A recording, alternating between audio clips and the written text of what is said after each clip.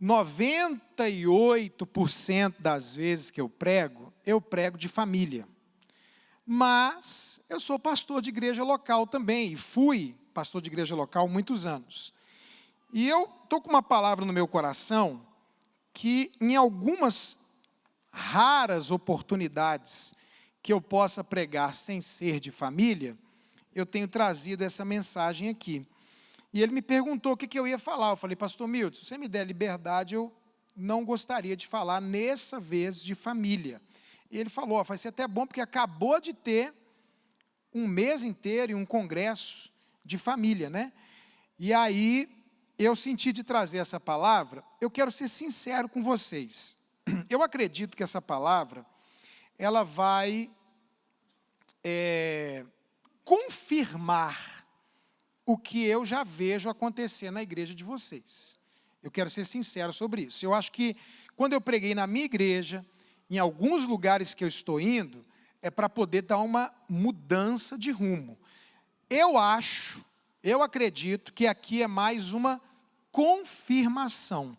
Mas eu senti realmente de que era essa a palavra para hoje à noite. Amém, gente? Cadê as mulheres?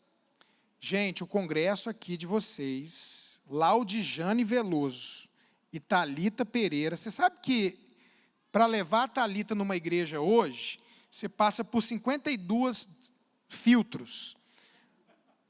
Só para você ter ideia, ela vai para o Japão com a gente ano que vem, vai fazer um congresso lá.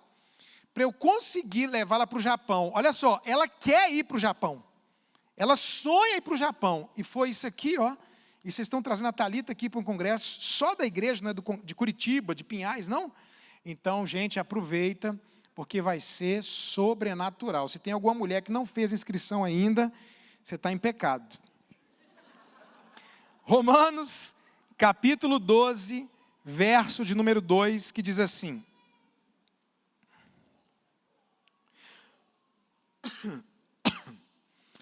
E não vos conformeis com este século, mas transformai-vos pela renovação da vossa mente, para que experimenteis qual seja a boa, a agradável e perfeita vontade de Deus. Esse texto, ele fala sobre uma proposta de uma mudança. É para eu transformar a minha mente, é para eu transformar a minha vida, para que eu possa experimentar nessa transformação, não viva nesse padrão, mas deixa que Deus transforme vocês, para que você possa experimentar a boa, agradável e perfeita vontade de Deus. Agora, a gente pode pensar de duas formas, é até bom que o texto está aí ainda. Você pode pensar que a vontade de Deus, ela é boa, agradável e perfeita, mas a gente também pode pensar numa progressão do conhecimento da vontade de Deus. Quando eu começo a mudar de vida, quando eu começo a transformar a minha mente, meu coração, quando eu vou conhecendo a Deus e sendo mudado, eu começo a experimentar qual é a boa, depois eu começo a experimentar a agradável, até que eu chego a experimentar a perfeita vontade de Deus, tudo junto, ou uma progressão desse conhecimento. E baseado nesse texto, eu acredito, e aí já não é a Bíblia quem diz, sou eu que estou falando, eu penso que a gente pode estar em 3 lugares hoje à noite. Qual é o lugar que a gente pode estar? Primeiro lugar, você pode estar fora da vontade de Deus. Se existe a vontade de Deus, existe também o quê? Fora da vontade de Deus. Então, de repente, você está vivendo um momento da sua vida, uma situação que pode ser grave, onde você sabe que você está em pecado, você sabe que você está em adultério, você sabe que você está praticando, fazendo deliberadamente coisas que te levaram para fora da vontade de Deus. Então você pode estar neste lugar que é terrível, que tira a sua paz, que tira a sua alegria, que não tem bênção completa, e você está fora da vontade de Deus.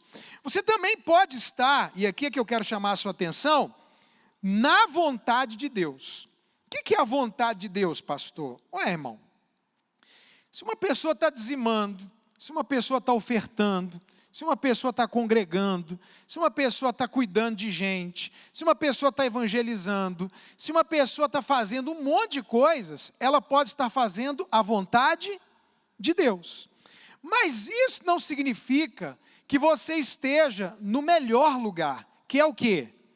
Eu chamo esse lugar de centro da vontade de Deus. Então observe que alguém pode estar fora da vontade de Deus, fazendo o que Deus não quer que ele faça. A pessoa pode estar fazendo a vontade de Deus, porque nunca que uma pessoa que está fazendo coisas que a Bíblia manda ele fazer, coisas que são boas, ele vai estar deixando de fazer o que Deus chamou ele para fazer, que é um chamado universal, que são várias coisas que a gente pode fazer. Mas creia em mim, existe um lugar chamado, ou eu pelo menos chamo esse lugar de, não é só a vontade, mas é o centro da vontade de Deus. E esse centro da vontade de Deus não é só fazer a vontade de Deus, é um lugar especial. E eu particularmente quero declarar para vocês, irmãos, em nome de Jesus, eu não quero estar em hipótese alguma fora da vontade de Deus, Deus que me livre. Eu não sei vocês, mas eu vim do mundo da droga, prostituição, da bagunça, do roubo, não fui uma pessoa que nasceu em um lar cristão, não tive princípios de Deus, e eu sei o que é uma vida sem paz, eu sei o que é uma vida sem alegria. Eu tinha prazer na droga, no sexo, mas eu não tinha alegria, é bem diferente. Eu sei o valor que eu dou hoje à paz e à alegria, mas eu dou mesmo. São várias vezes na semana que eu falo, Deus, obrigado, porque eu tenho paz e alegria. E eu não quero perder isso por estar o quê? Fora da vontade de Deus. E eu posso estar fazendo a vontade de Deus, mas eu não quero só fazer a vontade de Deus, eu quero o quê? O centro da vontade de Deus. E isso aconteceu, um despertamento para mim, talvez não tem nem 2 anos, eu estava pregando em Joinville, e eu não sei, irmãos, da onde que começou a conversa com o pastor que eu estava lá. Eu sei que teve um momento dentro do carro que a gente estava conversando, que simplesmente ele continuou falando, mas eu já não ouvia mais. A minha mente voou de tal forma que eu até perdi um pedaço da conversa. Não sei lá que cargas d'água da conversa, a gente no meio de uma conversa, Deus me lembrou de uma conversa, de uma situação que eu tive com o pastor desse livro que eu falei agora. E como é que foi isso? Então, eu me converti numa igreja chamada Igreja Batista Filadélfia do Guará. Na época, quem cuidava dessa igreja era o pastor Dejaí da Silva Guerra, esse homem do livro. E essa igreja, irmãos, ela foi uma igreja tão fora da curva, ela foi tão extraordinária. Esse pastor, ele foi um cara tão poderoso, tão ungido, ele era um homem também fora da curva, que até hoje, a gente encontra pessoas que foram dessa época, dessa igreja, e a gente só sabe falar da igreja e do pastor Dejaí. Ele deve ter hoje, no Brasil e fora, pelo menos uns 50 pastores, e muitos deles muito bem-sucedidos, que todos foram formados por esse homem nessa época dessa igreja. Numa época em que as igrejas tinham, a maioria, 90% das igrejas, tinha tipo 300 membros, a nossa igreja tinha mais de 1.200 pessoas. É como se hoje, por exemplo, a gente hoje aqui em Curitiba tem muitas igrejas com 1.000, 2.000 pessoas, não tem, Milton? Muitas, tem várias, né? É como se hoje a igreja dele aqui tivesse 12.000 pessoas. Fazia diferença. Ele era como se fosse hoje o Cláudio Duarte da família. Ele era como se fosse hoje o Silas Malafaia no meio cristão, no sentido de fama. Era ele quem falava nos programas da Valnice Milhomens. Era ele que era convidado para pregar no Japão, nos Estados Unidos e etc. Só para você ter ideia, sendo muito sincero com você, eu não conheço até hoje, nenhum pregador que pregasse como ele pregava. Nenhum. As mensagens que eu ouvi desse homem durante anos, nenhum pregador de hoje, para mim, chega aos pés dele. Estou tentando te mostrar quem era o homem e quem é e como era essa igreja. Muita unção.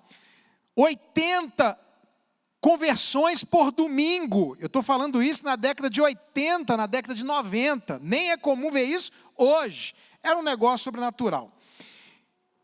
E esse pastor, essa igreja, infelizmente, esse homem teve uma queda. Ele caiu em adultério.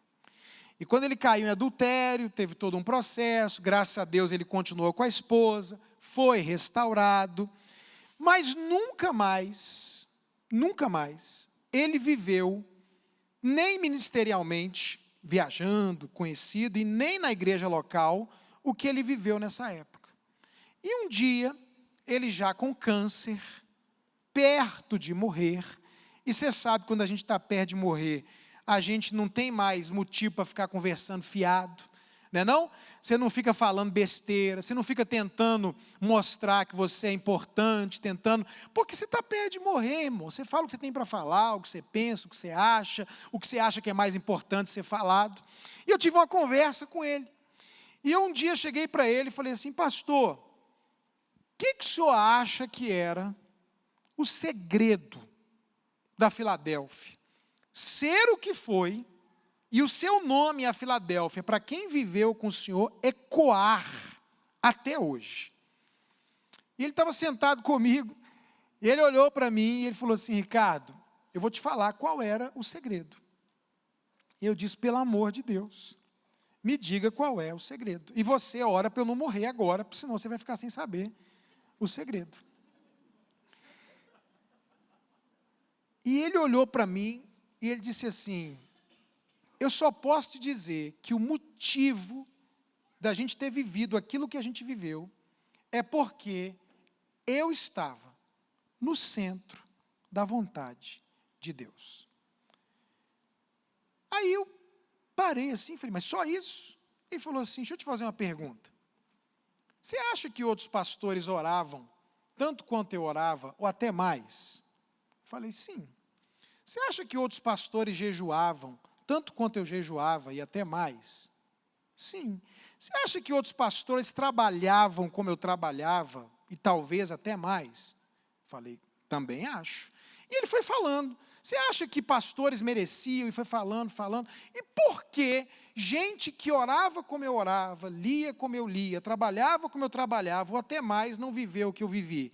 Simples, eu estava no centro da vontade de Deus. E ele disse para mim: Ricardo, se eu te falar que eu fazia alguma coisa para estar naquele lugar, eu vou estar mentindo para você.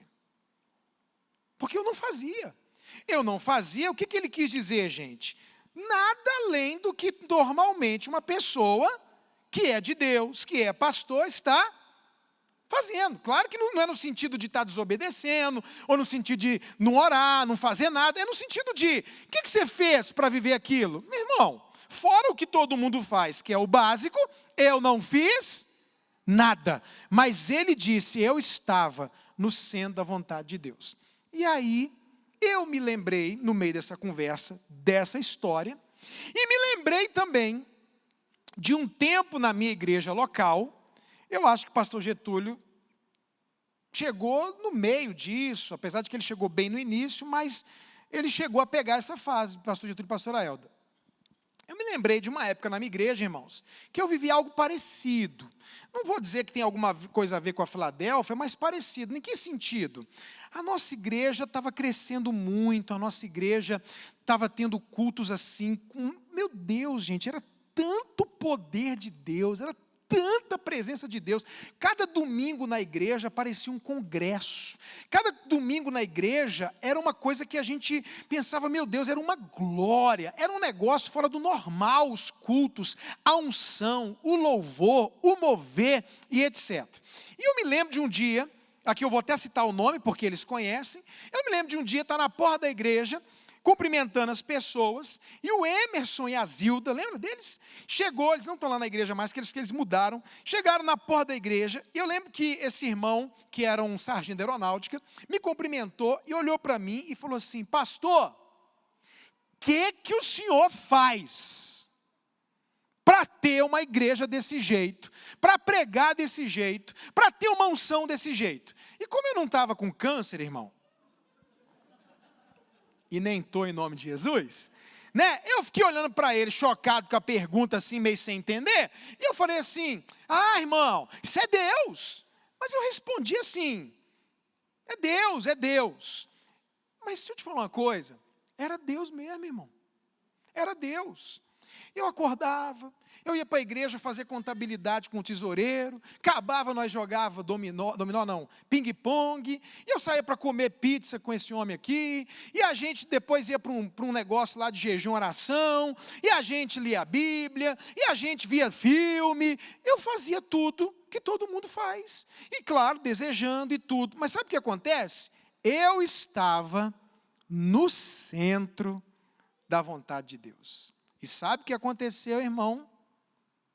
Eu, a nível de igreja, saí do centro da vontade de Deus.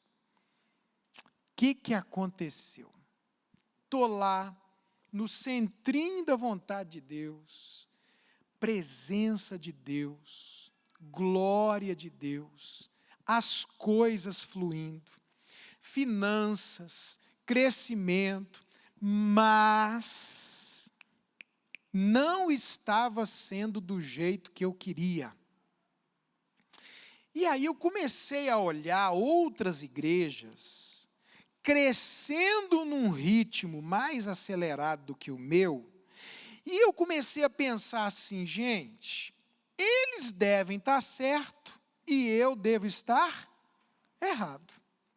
E aí eu comecei a procurar fazer o que eles faziam, para ter um resultado parecido com o deles, só que aquilo não era para mim, e portanto eu não fui, no sentido ruim, para fora da vontade de Deus, mas eu continuei fazendo a vontade de Deus, que é pregando o evangelho, querendo ganhar alma para Jesus, orando, mas eu saí do lugar chamado centro da vontade de Deus. E aí nesse dia em Joinville, isso tem mais ou menos 1 ano e meio atrás, Deus começou a falar comigo e me mostrou, por exemplo, o Família de Sucesso. Porque, gente, para a glória de Jesus, o Família de Sucesso não para de crescer, não para.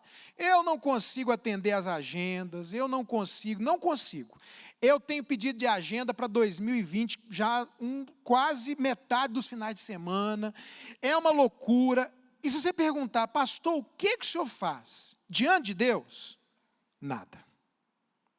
Eu não faço, eu não ligo para ninguém me oferecendo para pregar.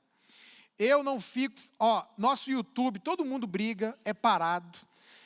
A gente faz o que todo mundo faz, um mínimo. Mas, irmão, diante de Deus eu não faço nada. No Ministério Família de Sucesso, eu sinto que eu estou no centro da vontade de Deus. A coisa acontece. Na igreja local, eu experimentei, até durante um tempo, um crescimento, mas eu senti que a presença de Deus, a glória de Deus, esse mover, essa coisa de você sentir a cachoeira na cabeça, tinha saído.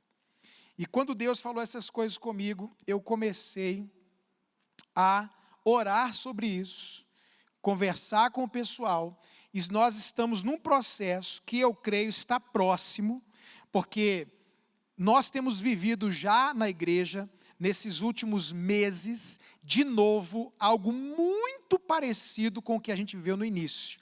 Muita presença de Deus nos cultos.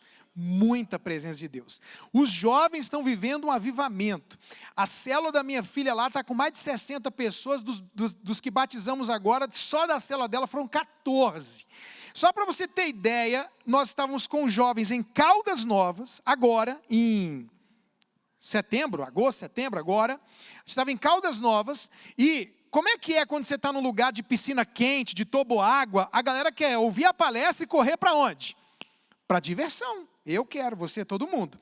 Gente, acabou a palestra, tinha o almoço e depois o parque aquático. Os meninos ficaram chapados na unção até 4 da tarde. Perderam o almoço, perderam o parque aquático, porque preferiram ficar na presença, no mover e na unção. Então isso me fala que tem um avivamento e uma coisa acontecendo. Amém? Aí eu quero te mostrar, para depois terminar essa história, por exemplo, lá em Atos, capítulo 2, de 42 a 47, não precisa ler, você vai ver a Bíblia dando toda a receita da igreja primitiva, que inclusive é o texto que a gente usa bastante para falar do quê? Das células, que a igreja acontecia no templo e nas casas. Aí você vai ver que a igreja primitiva tinha comunhão, tinha partido pão, que a igreja orava, que a igreja perseverava na doutrina dos apóstolos, e isso e aquilo. Mas o final de toda essa história aqui, e é isso que serviu para a minha igreja, e é isso que eu vejo aqui, eu quero enfatizar esse caminho para vocês, caso o profeta da igreja creia e receba essa palavra, é que o final de Atos 2, 42 a 47 é o seguinte: tudo a igreja fazia, mas o finalzinho é assim: e ele acrescentava os que iam sendo salvos. Quem é que acrescentava, irmão? Deus. Eu não vou falar mal, pelo amor de Deus. Quem acrescentava era o pastor? Não. Era todo o processo que foi feito ali? Não. Ei, quem acrescentava era o MDA? O G12? O M12? A igreja com propósito? O modelo de crescimento? Não. Quem acrescentava? Deus. E o Senhor acrescentava os que iam sendo salvos. Pastor, isso faz você sair do MDA? Não. Por quê? Porque a gente precisa de uma estrutura. Para quê? Para organizar, para manter os frutos, para poder fazer a coisa acontecer. A estrutura tem que acontecer. Você tem que ver que a Bíblia diz assim: se o Senhor não guardar a cidade, vão vigiar a sentinela. Mas Ele não manda tirar a sentinela. Ele só diz que é inútil a sentinela se ele não decidir guardar. Se o Senhor não fizer, não adianta você fazer. Se o Senhor não der, não adianta você trabalhar. Mas Ele não manda parar de trabalhar. A Bíblia diz: o que retém mais do que lhe é devido, ser-lhe-á em pura perda. Não está dizendo que eu não tenho que reter. Eu tenho que reter, só não tenho que reter mais do que devo. E não está dizendo que eu não devo ter um modelo, porque eu sou MDA, eu sou coordenador do MDA, a gente tem discipulado, mas eu não posso colocar a expectativa de um crescimento saudável da minha igreja em cima de qualquer modelo que seja. Por quê? Porque o segredo e quem faz é Ele. Quem faz é Deus. Então, irmão, eu comecei a dizer: Deus, me perdoa. Porque eu coloquei, eu estou falando de mim, irmão, de mim mesmo. Eu coloquei as minhas expectativas em modelos. Eu coloquei as minhas expectativas em performance. Eu coloquei a minha expectativa em livro, em apostila. E tudo isso é maravilhoso, tudo isso é de Deus, só que não deve ocupar este lugar. Por quê? Porque o segredo, irmão, não sou eu, não é você, não é o modelo, não é o fulano, não é quem já fez e passou e quem vai passar. O segredo foi, é e sempre será o Senhor. E se a gente não reconhecer isso, irmão, a gente pode perder esse lugar chamado centro da vontade de Deus. Quem acrescenta, quem abençoa, quem faz é o Senhor. Segunda coisa, lá em Atos 2:43, põe para mim, por favor, então, já que tem aí essa super dinâmica. Em cada alma havia temor, e muitos prodígios e sinais eram feitos por meio dos apóstolos. Vamos fazer uma coisa aqui? Eu prometo terminar no horário. Volta lá no 42 e vamos seguir até o 47, bem rapidinho. Olha só, vamos ver aqui. O que eu fiz, viu, pastor Milton? Fiz na minha igreja. Eu fiz na minha igreja. Estou contando a minha história. De repente ela vai caber para alguém, ou até vai caber para, como eu disse, confirmar o que vocês estão fazendo aqui. Porque eu, irmãos, toda a vida vi o crescimento da Alcance de Pinhais como algo que o Senhor fez, está fazendo e vai fazer. Amém? Então, olha ali. Quando eu tive coragem de fazer isso. Vocês não estavam nesse culto não, né? Estavam? Que eu preguei essa mensagem? Não. Quando eu estava lá na minha igreja, eu fiz isso na minha igreja. Eu falei, gente, vamos ler aqui comigo? Vamos lá. Perseverava na doutrina dos apóstolos, na comunhão e no partir do pão. Eu falei, nossa igreja tem perseverança? Volta lá, por favor, rapidinho. Tem perseverança? Tem. Tem doutrina? Tem. Tem comunhão? Até demais. O povo come demais. Tem oração? Tem. Pode passar. Pode passar. Todos os que criam estavam juntos e tudo em comum. A gente tem isso? Galera está junto? Tá. 45. Vendiam. O pessoal é fiel no dízimo, na oferta, na minha igreja. A média de dizimista e ofertante fiel é altíssima, graças a Deus. Sim, a gente ajuda o necessitado, ajuda. Nossa igreja e eu ajuda muita gente. 46. Diariamente perseveravam unânimes no templo. A gente está na igreja, está nas células, come de novo. E alegria de coração. Amém. Vamos lá. Louva a Deus, nós temos a simpatia da cidade lá, o povo gosta da nossa igreja, um ou outro que não gosta, e o Senhor lhes acrescentava dia a dia os que sendo salvos. Agora volta no 43. Eu falei, irmão, só o que está faltando para a nossa igreja aqui é isso aqui, ó. Prodígios, sinais e maravilhas. Eu falei, gente, o que está acontecendo com as igrejas e com a minha igreja? Que o culto tem tudo, menos a manifestação da glória e do poder de Deus. Não, eu vou falar uma coisa para vocês, na boa. Irmão, quando eu me converti, há 28, sei lá, 30 anos atrás, mais ou menos, manifestava tanto demônio, irmão. E os demônios sumiram.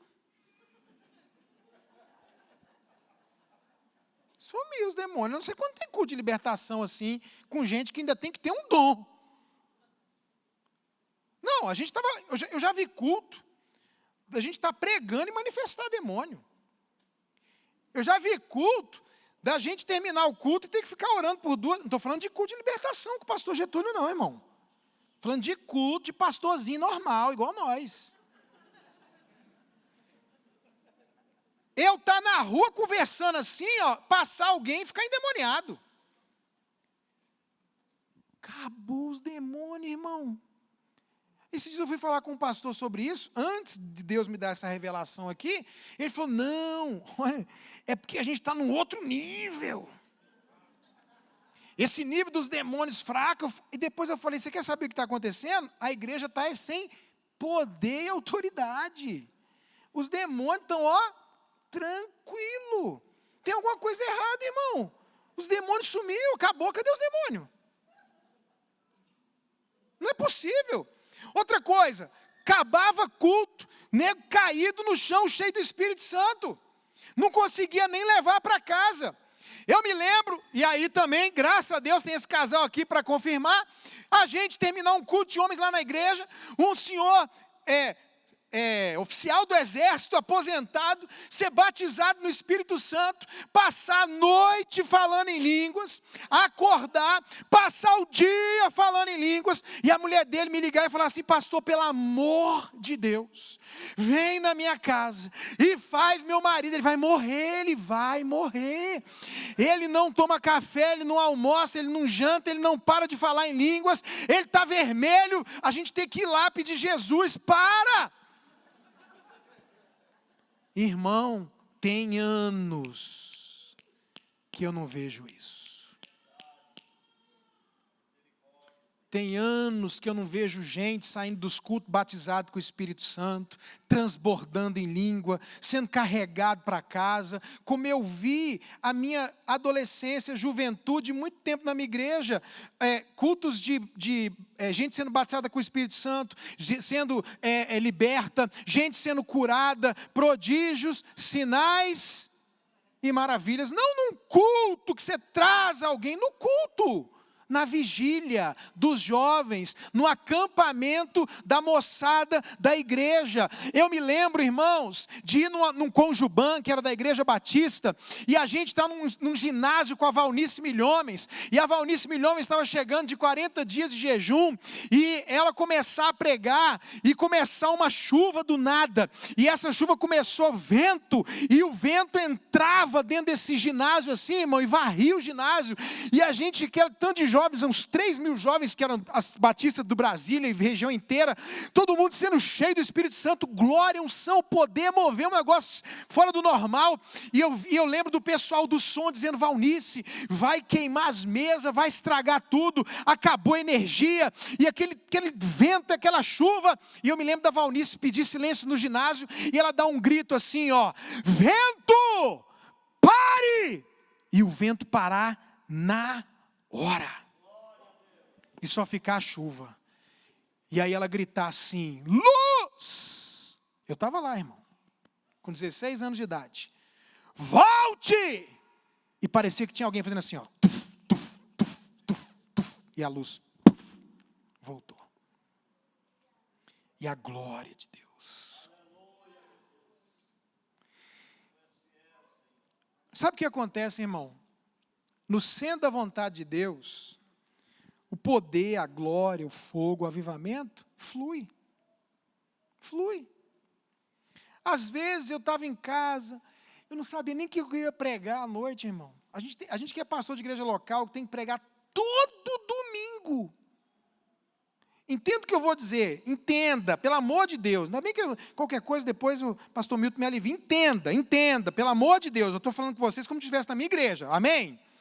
Entenda, eu estou querendo usar uma linguagem para você entender. Tem que inventar uma mensagem todo domingo, irmão. Porque eu prego a mensagem do sexo, cada semana num lugar é a mesma. É só apertar o play. Mas quando você é pastor aqui, você tem que ir lá e falar, Senhor, o que eu vou pregar hoje? Aí domingo que vem, eu posso repetir a mensagem? Não, o que eu vou pregar hoje? Você tem que ficar em conexão com Deus. Jesus, me dá uma mensagem. Todo domingo uma mensagem nova, né? Não, e às vezes eu estava lá, e aí eu orava e tal, dormia depois do almoço, aí eu acordava, Jesus do céu, qual é a palavra de hoje à noite? Qual é a palavra de hoje à noite? E às vezes eu me lembro de no domingo, não é por negligência não, é por estar orando e pensando, falar, já sei, vem aquela hora, você prepara a mensagem, chega lá, prega, você não espera, a glória. Aí você fala assim, só pode ser Ele. É Ele. É Deus. No centro, olha para mim, irmão, as coisas acontecem. Quem é líder de célula aqui? Está tentando fazer sua célula crescer, não está? Quem quer multiplicar a célula? Faz um paralítico andar na tua célula, irmão. Tu vai ver o tanto de gente que vai dar na tua célula. Você vai multiplicar ela 30 vezes numa semana. Ora na tua célula e deixa uns demônios manifestar.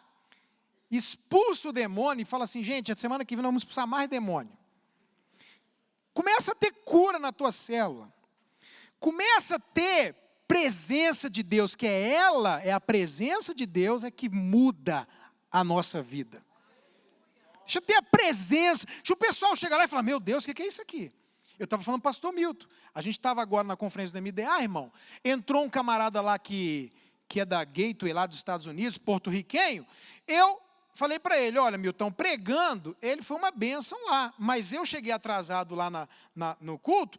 Quando eu pisei na igreja, quando eu abri a porta ali, que eu pisei, a presença de Deus, ele ministrando louvor.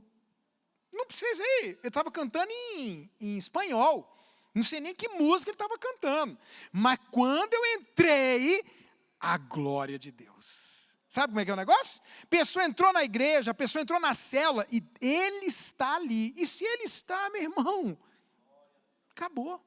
Você pode falar nós foi, nós vai. Você pode falar até Flamengo. Que anda. No centro da vontade de Deus, as coisas acontecem. Fala isso para alguém, fala assim, ó, no centro, vai. Não tem grandes esforços. Não estou dizendo que você vai ficar com o pé para cima, mas você não tem que morrer. Porque é Ele quem acrescenta, é Ele que faz, a glória flui, o trem acontece. Quem está entendendo, diga amém. Agora, vamos lá, e agora a gente tem que ler esse texto, eu vou terminar com isso. Êxodo 33, verso 1.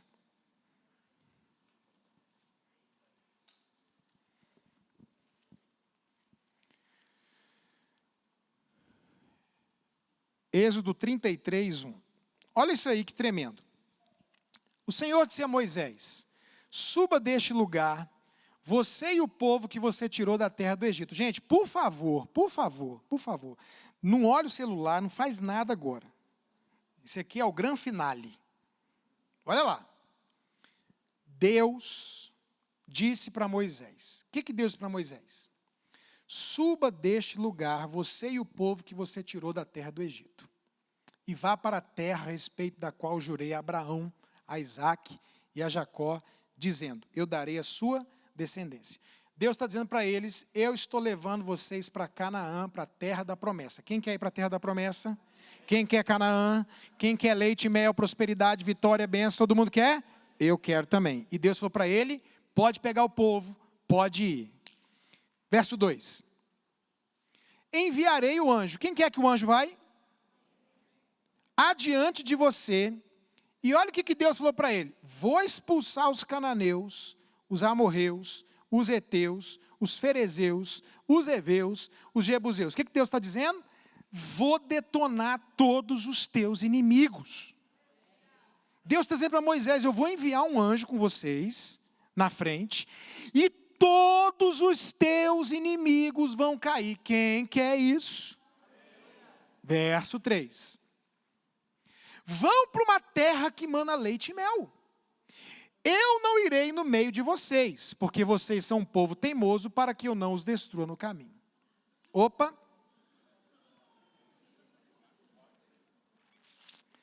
Olha a proposta de Deus, meu querido amigo pastor Getúlio de Jesus. Olha a proposta de Deus. Foi isso que aconteceu comigo. Ricardo, irmão, vou te dar a terra da promessa. Você vai levar o seu povo. Vai um anjo com vocês. Vou derrubar os seus inimigos. Vou te dar tudo que você sonhou e pediu. Mas eu não vou.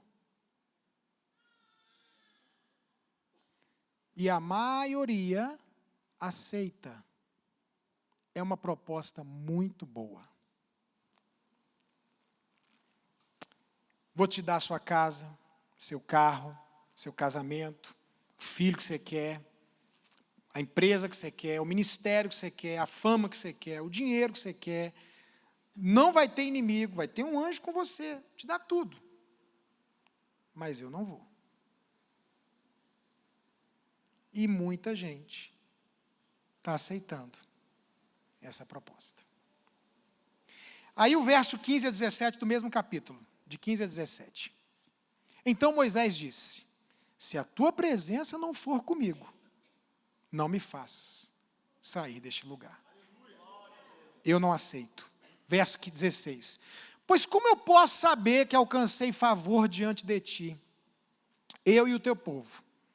Será que não é o fato de andares conosco? Eu só sei que o Senhor está gostando da gente, se o Senhor estiver com a gente. Se o Senhor não estiver com a gente, eu acho que eu não estou te agradando. Como é que eu vou saber que eu alcancei o teu favor? Não é o fato de estares conosco, de maneira que somos separados, eu e o teu povo, todos os povos da terra? 17.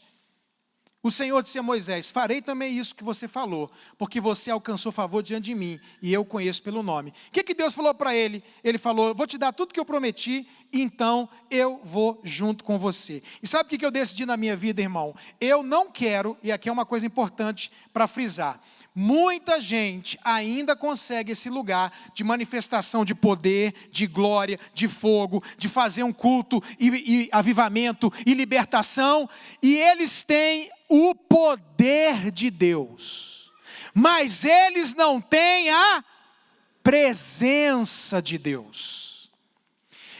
Quem ora e quem jejua, irmão, e quem paga um preço e alcança o dom, não perde. Põe na sua cabeça isso. Alguém pagou um preço para ter o que tem. Se esse indivíduo fez o que eu e você não fizemos, passou dias orando, dias no monte, dias jejuando e clamando, Deus dá para ele o poder. Mas tem muita gente que se moveu, está se movendo no poder e perdeu a presença. E sabe o que eu decidi, irmão? Vou para o deserto, não tenho Canaã, não como pão, não sou famoso, não tenho igreja grande, não preciso de nada. Eu só não posso mais viver e nunca mais ficar sem a presença. O que não pode faltar nunca mais na minha igreja, na minha vida, na minha família, é a presença. Eu digo como Moisés: não quero promessas se não tiver presença. Não quero. Não quero mesmo. Estou falando diante de Deus, do céu, da terra e dos anjos. Não quero nada se ele não estiver no meio da história. Nem a derrota de todos os seus inimigos, não. Prefiro ficar lutando com eles o resto da minha vida. Passando guerra financeira. No deserto. Igreja pequena. Igreja grande. Com saúde, não interessa.